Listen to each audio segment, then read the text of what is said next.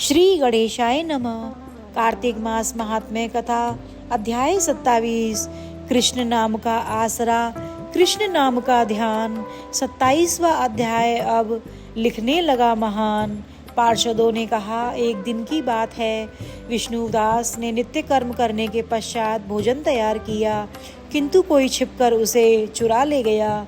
विष्णुदास ने देखा भोजन नहीं है, परंतु उन्होंने दोबारा भोजन नहीं बनाया, क्योंकि ऐसा करने पर सायंकाल की पूजा के लिए उन्हें अवकाश नहीं मिलता। अतः प्रतिदिन के नियम का भंग हो जाने का भय था।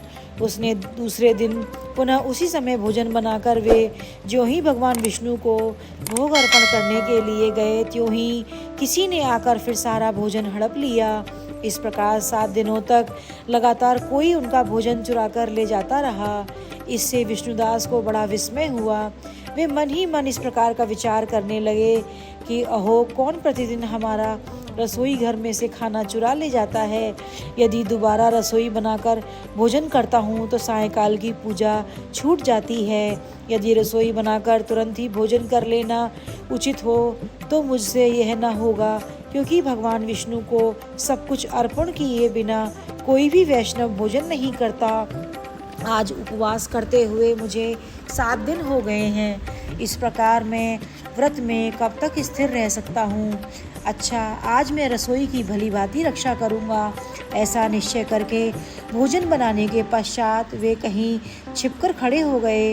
इतने में उन्होंने एक चांडाल दिखाई दिया, जो रसोई का अन्न हर कर जाने के लिए तैयार खड़ा था। भूख के मारे उसका सारा शरीर दुर्बल हो गया था। मुख पर दीनता छा रही थी। शरीर में हाड़ और चाम के सिवा कुछ शेष नहीं बचा था। उसे देखकर श्रेष्ठ ब्राह्मण विष्णुदास का हृदय करुणा से भराया।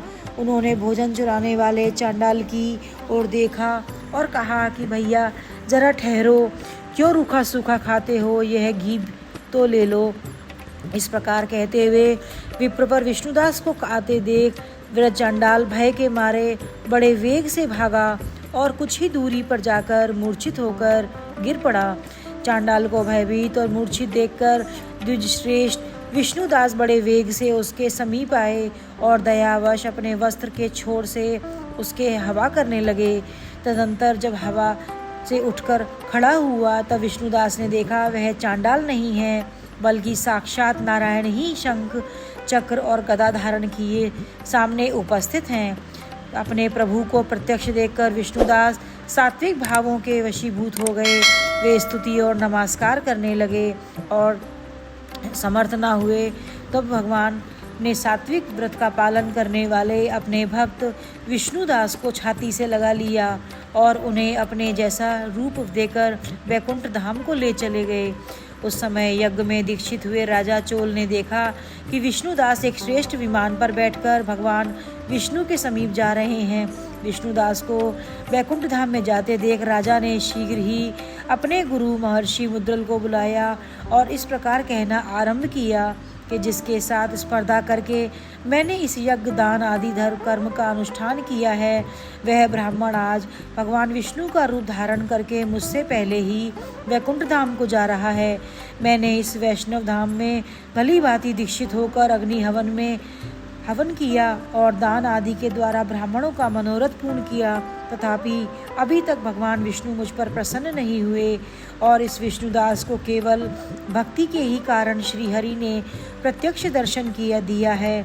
अतः जान पड़ता है कि भगवान विष्णु केवल दान और यज्ञों से प्रसन्न नहीं होते, उन प्रभु का दर्शन कराने में भक्ति ही प्रधान कारण है।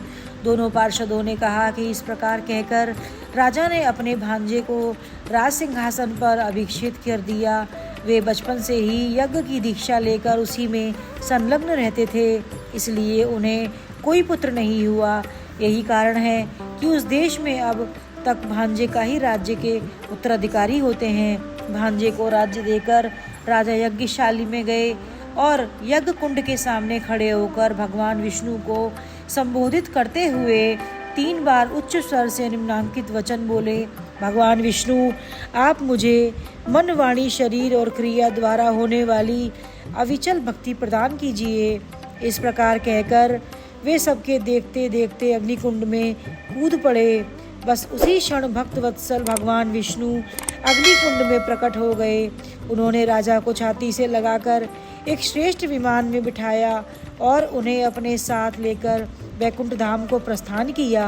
नारद जी बोले, हे राजन, जो विष्णुदास देव थे वो पुण्यशील नाम से प्रसिद्ध भगवान के पार्षद हुए, और जो राजा चोल थे उनका नाम सुशील हुआ। उन दोनों को अपने ही समान रूप देकर लक्ष्मीपति ने अपना द्वारपाल बना लिया। जय श्री हरि।